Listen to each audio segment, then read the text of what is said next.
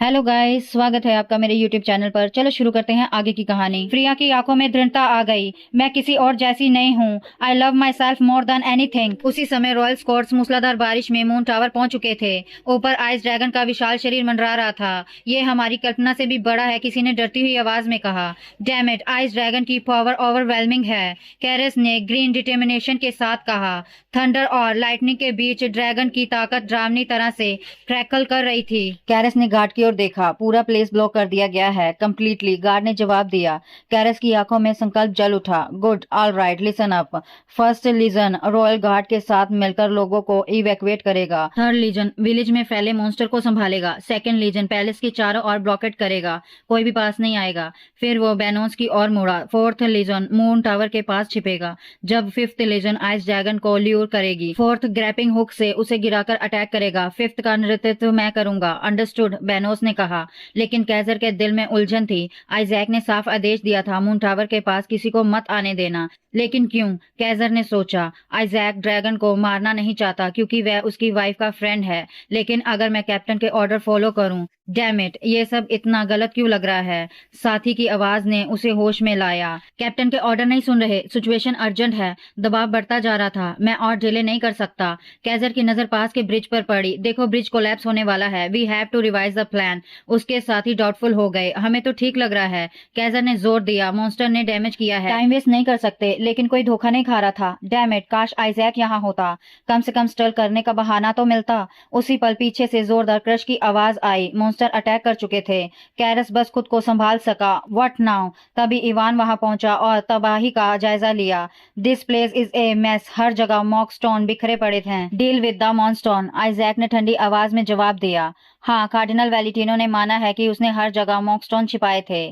फिर लॉन ने गुस्से से कहा, that's royal bastard, he is insane. Isaac का चेहरा सख्त रहा। हाँ, लेकिन उसने पोप के बेटे को ऑलमोस्ट मार दिया। हालात अब भी हमारे फेवर में जा सकते हैं। इवान ने भौवें उठाई। So just the two of us? Yes, Isaac ने बिना हिचक कहा। I take it down myself. तुम बाहर से किसी को आइस ड्रैगन पर अटैक नहीं करने दोगे। इवान स्तब्ध रह गया। इस हालत में अलोन? मुझे तुम पर पूरा भरोसा है इवान। इवान ने उसकी अड़िक नजर समझ ली और अपनी स्वॉर्ड बढ़ाई। टेक इट, उस टूटी स्वॉर्ड से तुम जीत नहीं पाओगे। Thank you, no need. सुना है वो ड्रैगन तुम्हारी लेडी का फ्रेंड है, तो समझ लो ये उसके लिए भी कर रहा हूँ। आइजैक ने सिर हिलाया। आई कैरी द बर्डन, बस बाकियों को दूर रखना। I only made my own choices, Isaac ने थकी आवाज में कहा। इवान मुस्कुराया। आई नो यू ब्रैट, लेकिन ऑनेस्टली मैं कॉन्फिडेंट नहीं हूँ। मैंने मॉन्स्टर को सिर्फ मारा है, बचाया नहीं। इसके बाद कैप्टन, तुम्हारे पिता, यहाँ तक कि हिज हाइनेस भी हमें नहीं छोड़ेंगे। उसी पल ऊपर से बेरोन की गुस्से भरी आवाज गूंजी। आइजैक वान ओम्टा, उस हालत में कहाँ जा रहे हो? स्टॉप, इवान ने पलटकर जवाब दिया। कमांडो, मैं कैसे रोक सकता हूँ? ड्यूक ओम्टा के पास भी अपने बेटे से कहने को कुछ नहीं बचा। पहले उस ब्रैट ने पॉप के बेटे को ऑलमोस्ट मार दिया। मेरी डॉटर इन लो बेवजह घायल हुई। फिर मॉन्स्टर ने हमला कर दिया और अब मेरा बेटा खून से लथपथ भाग रहा है। और ऊपर से आइस ड्रैगन। ड्यूक का सिर घूम रहा था। मैं ये सब कैसे संभालूं? और उसी क्षण कमांडर की गूंजती हुई आवाज फिर सुनाई दी। Duke look, ice dragon move कर रहा है। ड्यूक और कैप्टन दोनों तुरंत समझ गए कि ड्रैगन का टारगेट कौन है। डैम इट, ड्यूक बुदबुदाया। Isaac stop. आइस ड्रैगन ठीक आइजैक के सामने आकर उतर चुका था। आदमी और दैत्य के बीच की लड़ाई ऑफिशियली शुरू हो चुकी थी। एलीट ट्रूप्स रेडी थे। एरोज सीधे ड्रैगन की ओर तने हुए, लेकिन जैसे ही वो फायर करने वाले थे, स्टॉप, किसी ने जोर से चिल्लाया। कमांडो, इवान रास्ता ब्लॉक कर रहा है। बेरोज का गुस्सा साफ झलक रहा था। Ivan, what the hell are you doing? लेकिन इवान अपना फैसला कर चुका था। वो वहीं डटा रहा। Commando, please wait just a moment, it will be over soon, trust our athletes troops. बेरोज हिचकिचा गया। गुस्सा और कंफ्यूजन आपस में टकरा रहे थे। वो क्या कर रहे हैं? क्या आइजैक सच में आइस ड्रैगन का सामना अकेले करने वाला है? क्या उसे अंदाजा है कि ये क्रीचर कितने पावरफुल हैं? आइजैक ने कभी ड्रैगन की ताकत को अंडर एस्टिमेट नहीं किया, लेकिन अपनी वाइफ रूबी के लिए वो सब कुछ सैक्रिफाइस करने को तैयार था।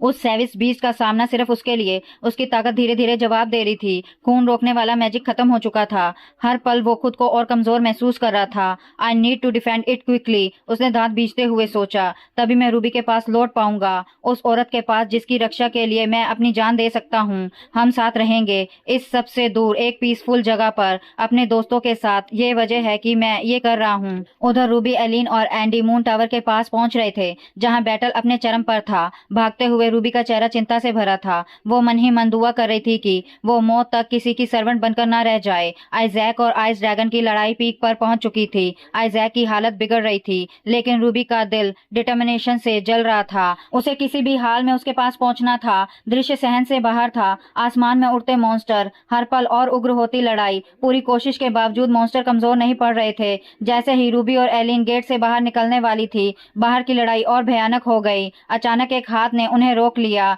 यह कैरस था। आगे जाना डेंजरस है, तुम दोनों। वो उन्हें देखकर ठिठक गया। प्रिंसेस, माय लेडी, तुम दोनों शेल्टर नहीं गई थी। यहाँ क्या कर रही हो? Elin, what the hell are you doing? मेरे पास एक्सप्लेन करने का टाइम नहीं है, एलिन ने सख्ती से कहा। Get out of the way. कैरस फिर भी उन्हें रोकने की कोशिश करता रहा। इस हालत में तुम कहाँ जा रहे हो? ये लेडी एलिन की रिक्वेस्ट है। उसकी जिद हालत के हिसाब से अजीब थी, लेकिन वो खुद को रोक नहीं पाया। मॉन्स्टर हर जगह आ रहे हैं, ये बहुत डेंजरस है। कैरस की स्टबनेस ने एलिन का पेशेंस खत्म कर दिया। उसने हाथ घुमाया और डिवाइन पावर की हल्की सी लहर निकली। जमीन पर पड़े एक डाइंग मॉन्स्टर को उसने राख में बदल दिया। कैरस की आंखें फैल गई। Did the princess just use divine power? आपको वरी करने की जरूरत नहीं है सर कैरस, एलिन शांत स्वर में बोली। लेकिन अभी सबसे ज्यादा रिलीव शायद रूबी और एंडी है। दोनों एलिन को ऐसे देख रहे थे जैसे किसी गॉडेस को।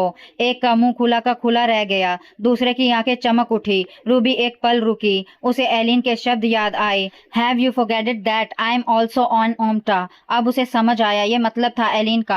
चिंता के बावजूद कैरस बोला, मैं तुम्हें बाहर नहीं जाने दे सकता। रूबी ने कुछ नहीं कहा। उसकी प्लिंडिंग आंखें ही काफी थी। कैरस ने सिर झुका लिया। लंबी चुप्पी के बाद उसने रास्ता दे दिया। ऑल राइट, लेकिन जल्दी निकल जाना। रूबी ने ग्रेटिट्यूड में हाथ जोड़ दिए। वो समझती थी कैरस ने उन्हें सिर्फ उसकी सेफ्टी के लिए रोका था। अभी अभी आसमान साफ हुआ था, लेकिन कैरस अचानक सख्त हो गया। ये बास्टर्ड यंग मास्टर और उसकी वाइफ का रास्ता रोकने की हिम्मत कैसे करते हैं? उसने तेजी से ऑर्डर दिए, डेजिग्नेटेड लोकेशन पर मूव करो फास्ट। वो उन्हें ब्रिज तक ले गया। इस ब्रिज से सीधे जाओ, फिर मून टावर की राइट साइड वाला लॉन्ग ब्रिज लेना। वहीं आइजैक आइस ड्रैगन से लड़ाई कर रहा होगा। रूबी, एलिन और एंडी तुरंत निकल पड़े। कैरस वहीं खड़ा रहा, उन्हें दूर जाते हुए देखता हुआ। एलिन, रूबी ने सीधे पूछा, तो तुम डिवाइन पावर इस्तेमाल कर सकती हो? यस, एलिन ने शांत स्वर में कहा। Because I am also on ओम्टा। ओम्टा का डिवाइन ब्लड अब भी मेरी नसों में बहता है। मेरी माँ के जाने के बाद फादर ने मुझे सिखाया खुद को प्रोटेक्ट करना, इस हार्श लैंड में सरवाइव करना। एलिन कुछ और कहना चाहती थी, लेकिन उसकी सांस उखड़ने लगी। कदम लड़खड़ा गए। रूबी ने तुरंत नोटिस किया। कुछ ही पलों में एलिन गिर पड़ी। आई एम फाइन, उसने सिर पकड़ते हुए कहा। It's just a side effect. Side effect? Ruby का दिल बैठ गया। अब एलिन छुपा नहीं सकी। डिवाइन पावर इस्तेमाल करने के लिए चर्च के साथ एल्फ सेरेमनी करनी पड़ती है, और मैंने रिचुअल अभी तक नहीं किया, इसलिए ये इफेक्ट हो रहे हैं। रूबी का दिल टूट गया। उसे समझ आ गया कि ये पावर कितनी बड़ी सेक्रीफाइस मांगती है। आई एम सॉरी, रूबी फुसफुसाई, आंसू बहते हुए। ये मेरी वजह से। एलिन ने उसका हाथ कसकर पकड़ लिया। नहीं रूबी, ये तुम्हारी वजह से नहीं है। मैं ये अपनी फैमिली को प्रोटेक्ट करने के लिए कर रही हूँ। जितना एलिन बोलती गई, रूबी उतनी ही जोर से रोती गई। उधर बारिश के बीच दूर कहीं पेट्रो को जिला के आदमियों ने टॉर्चर कर रखा था। उसका शरीर जख्मों से भरा था, लेकिन वो अभी भी डिफाइंड था। जिला ने तलवार निकालकर उसकी गर्दन पर रख दी। Where is the monkstone Petro? हालत बेहद गंभीर थी, फिर भी पेट्रो टूटा नहीं। उसके सूजे हुए चेहरे पर डर नहीं था। Don't hide it any more, सीजा गुर्राया। अगर तुम्हें नहीं पता तो फिर किसे पता है? मारपीट और धमकियों के बावजूद पेट्रो ने कॉन्टेम्प्ट से हर सवाल का जवाब नकार में ही दिया। कई बार कोशिश नाकाम होने के बाद जिला का सब्र टूट गया। इग्नोर, उसने तलवार म्यान में डालते हुए कहा। अब घुमा फिराकर बातें नहीं करेंगे। तुम हमारे साथ चलोगे, चाहे तुम्हें पसंद हो या नहीं। हमें पता है तुम्हारा मास्टर कौन है। पेट्रो ने हल्की सी स्मक के साथ जवाब दिया। मास्टर? नॉर्थर्न नाइट्स, वह किसी काम के नहीं। अगर मैं तुम्हें कुछ बता भी दूं तो तुम मुझे और टॉर्चर करोगे, है ना? तो जाओ, अपना टाइम वेस्ट करो। अब यह साफ था कि पेट्रो सिर्फ टफ नहीं था, बल्कि माइंड गेम्स खेलने में भी माहिर था। उसकी लगातार टॉन्टिंग बस समय खरीदने का तरीका था। कोई फायदा नहीं, जिला के एक आदमी ने बड़बड़ाया। इसे बांधो और तहखाने में फेंक दो। बारिश और तेज हो गई। जहां पेट्रो को पकड़ा गया था वहां से तहखाना काफी दूर था। काले बादल सिर पर मंडरा रहे थे और पेट्रो को अपने मास्टर की चेतावनी याद आ गई। याद रखना पेट्रो, अगर कुछ भी हुआ, वही जगह तुम्हारी जिंदगी का अंत होगा। तुम्हारी जिंदगी मेरी है। Do you understand? खून से लथपथ और टूट चुका पेट्रो धीरे धीरे आसमान की ओर देखने लगा। उसने आंखें बंद कर ली, जैसे आने वाले अंत को रोकने की कोशिश कर रहा हो। उसे पता था उसका समय खत्म हो रहा है। उसने खून खांसा, फिर जल्दी से पोंछ लिया। जो आने वाला है उसके लिए खुद को तैयार करना होगा। उधर बैटलफील्ड पर आइजैक मुश्किल से खड़ा हो पा रहा था। आइस ड्रैगन बिना ज्यादा घायल हुए गुस्से में उसकी ओर झपटा। आइजैक की ताकत जवाब दे रही थी। वो मानो इनएविटेबल को स्वीकार कर चुका था, लेकिन तभी ठीक आखिरी पल में एक जबरदस्त फोर्स बीच में आ गई। ये इवान था। अगर वो एक सेकंड भी देर से आता तो शायद आइजैक बच नहीं पाता। आइजैक का चाइल्डहुड फ्रेंड हैरानी से देख रहा था। आइजैक अब भी रेकलेस तरीके से लड़ रहा था। इवान ने मॉन्स्टर को जोरदार वार से घायल कर दिया, लेकिन आइजैक जैसे खुद को सेक्रीफाइस करने पर तुला था। गुस्से में आइस ड्रैगन ने डिस्ट्रक्टिव ऑर्ब्स उगलने शुरू कर दिए। लड़ाई और भी भयंकर हो गई। इवान समझ गया ये सिर्फ सर्वाइवल की लड़ाई नहीं थी, ये आइजैक की जिंदगी की लड़ाई थी। उसी पर रूबी, एलिन और एंडी वहां पहुंच गए। आइजैक की हालत देखकर रूबी का दिल बैठ गया। आइजैक, उसकी आवाज टूट गई, चिंता साफ झलक रही थी। कमजोर हालत में भी आइजैक ने रूबी की पुकार सुन ली। उसने जवाब दिया, आवाज हल्की थी पर साफ। अपनी पत्नी को डेंजर के बावजूद अपनी ओर दौड़ते देख आइजैक का रिजॉल्व और मजबूत हो गया। एलिन और एंडी ने रूबी को रोकने की कोशिश की, लेकिन अपने प्यार को मरते हुए कौन देख सकता है। रूबी दौड़ी, हर कदम अर्जेंसी से भरा। जूते फिसल रहे थे, लेकिन उसे परवाह नहीं थी। आइजैक तक पहुंचना ही सब कुछ था। दूर से इवान की हालत भी बिगड़ रही थी। उसकी डिवाइन पावर खत्म हो चुकी थी। ड्रैगन के हमले से उसकी शील्ड, उसकी आखिरी रक्षा टूट गई। I am sorry Isaac, Ivan हाफते हुए बोला। My divine power is exhausted, shield broke. Isaac ने मुश्किल से सिर हिलाया। I know. घायल आइस ड्रैगन ने मौका देखा। उसने मुंह से एक विशाल आइस बॉल बनाना शुरू किया। आइजैक ने अपनी बची कुची ताकत समेटी और ड्रैगन की ओर छलांग लगा दी, सीधे उसके ब्लीडिंग स्पॉट पर। लड़ाई क्लाइमैक्स पर थी। आइजैक जानता था अब देर करना मौत को बुलाना है। वार करते ही ड्रैगन दर्द से दहाड़ उठा और भागने की कोशिश करने लगा। दूर से रूबी डर के मारे कांप रही थी। ड्रैगन जमीन की ओर गिरता जा रहा था, मानो आइजैक को झटक कर गिराना चाहता हो, लेकिन आइजैक ने तलवार को और मजबूती से पकड़ रखा था।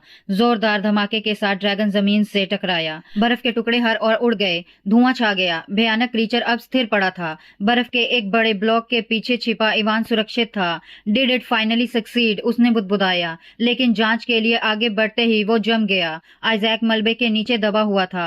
एक साया तेजी से आगे बढ़ा। रूबी, वो बर्फ हटाने लगी, रोते हुए आइजैक का नाम पुकारती हुई। No Isaac, please awake. जब उसने उसका चेहरा देखा वो ठिठक गई। खून से सना आइजैक का चेहरा उसका दिल तोड़ गया। कांपते हाथों से उसने उसे अपनी ओर खींचा। उसकी आवाज और तेज हो गई। इवान, जल्दी हेल्प लाओ। उसकी आवाज डेस्परेशन से भरी थी। इवान ने गंभीर चेहरे से सिर हिलाया। मैडम, मैं डॉक्टर को बुलाता हूँ। रूबी ने आइजैक के ठंडे चेहरे को सहलाया। दिल में असहायपन और दर्द का सैलाब था। तभी आइस ड्रैगन ने दर्द भरी गुर्राहट की। रूबी का ध्यान उधर गया। उसने पलटकर ड्रैगन की आंखों में देखा। इस बार उनमें गुस्सा नहीं था। रूबी धीरे धीरे उसके पास गई और उसके नाक को सहलाया। I am sorry young one, उसने फुसफुसाया। तुम भी घायल हो, है ना? तुम्हें मजबूर किया गया, ये तुम्हारी गलती नहीं।